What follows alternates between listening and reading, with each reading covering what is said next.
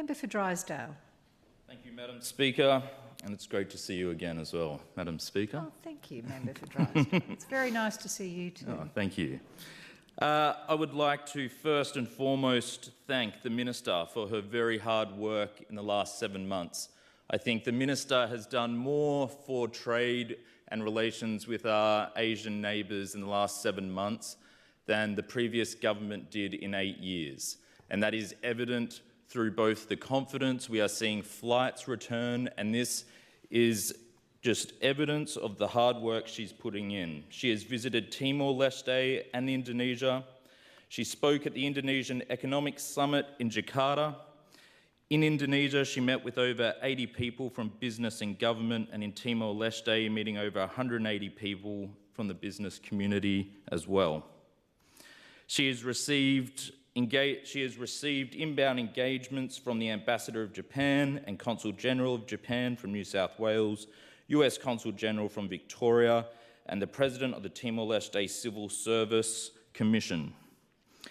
She's also held high-level meetings with reps from governments of Japan, China, Taiwan, and Vietnam. Madam Speaker, this is a minister who is dedicated to opening up pathways with Asia, and that is exactly what we need here in the Northern Territory. Why is Asian relations so important? Madam Speaker, over this century we will see humongous growth from our Asian neighbours. They will have huge economic growth. They are experiencing mass population growth, which is also coupled with a huge consumption demand. And they are looking for trade and investment throughout the world. We are perfectly placed to share the benefits of the Asian economy into this century. And to give an idea of just how big that economy is, by 2030, 40% of global GDP will come from Asia. And by 2050, that number will reach 52% of global GDP. So by the middle of this century, over half the product of the entire world will move through Asia. To put that in perspective of how rapid this growth is, in 1980, that figure was only 18% of global GDP. And specifically for us in the Southeast Asian region, their growth will be approximately 4 times that of ours, to put in perspective of how rapid their growth is.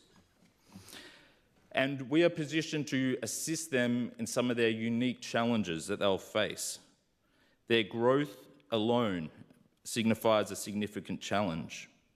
They will have large demands in areas of entrepreneurship, innovation, and technological development, all of which we can assist and economically benefit from. They will have massive urbanisation, which opens up huge opportunities for multiple industries and professions here in the Northern Territory. They are undergoing a financial transformation, and as their markets mature, a developed nation like ours and the skills and expertise we have in the Territory can both aid and maximise the mutual benefit. They will have an intense need for energy and natural resources, and that demand is only going to grow. They will need governance and institutions, and as a Conservative, I love our institutions, and they are paramount to ensuring success of our neighbours as they rapidly grow. And again, the research and technological breakthroughs, our universities and research institutions are perfectly situated to assist with this. And so if we look at our 5 pillars that we have here in the NT, how can we assist? How can the NT benefit? Well, our agricultural centre, our agricultural industry can be the food bowl of Asia. To our NT Cattlemen's Association, I want to see your beef throughout Asia. It is the best beef in the world. We have large open plains, and the Asian markets will want our beef. And I want to see them selling across Asian supermarkets and Asian stores all over the Asian world. Mining. The simple fact is they have a huge demand for resources, and we have those resources here. And it speaks to other bills we have recently passed with ensuring that the NT can deliver those resources for the rest of the world. Energy. Their need for energy is exponentially growing. And we sit on a large natural gas that can supply a far more ethical and climate-friendly option than a lot of those markets are currently using. So I would also argue that we have an ethical demand to meet, and that by getting our gas out of the ground and exporting it, especially to the Asian market, will both create cleaner energy in Asia, and it'll benefit the Northern Territory significantly. The tourism industry, we have 700 million people in Southeast Asia within 4 hours.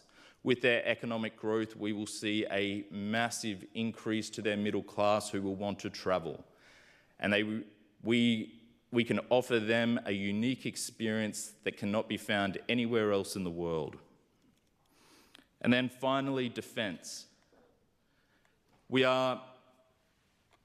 left in no doubt, we have one of the most strategic places here that the world cares about this century, with the increase by 2050 of 52% of global GDP. The security of the Southeast Asian seas and the Indo-Pacific will become paramount. And free democracies like ours will want to ensure a safe and secure trading environment for all our neighbours. What's often not discussed is with the rapid growth and wealth building that will occur in Asia will come a natural increase in defence spending.